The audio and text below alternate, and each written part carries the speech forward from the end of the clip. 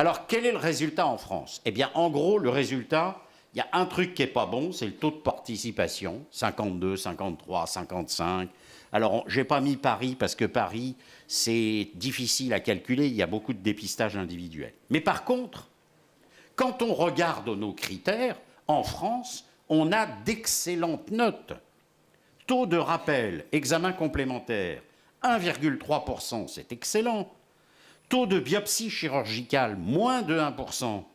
Donc vous voyez, quand on vient vous raconter que ça va donner une hécatombe de chirurgie liée à des faux diagnostics, faux. Valeur prédictive des biopsies, 86%, c'est très bon.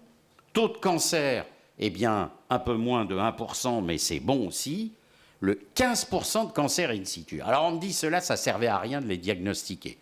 Ça, je ne suis pas du tout d'accord. C'est à peu près les seuls qu'on soit capable de guérir quasiment à coup sûr. Donc ça vaut vraiment le coup de s'y intéresser. Le pourcentage de cancer invasif, moins de 10 mm, 36%, c'est formidable.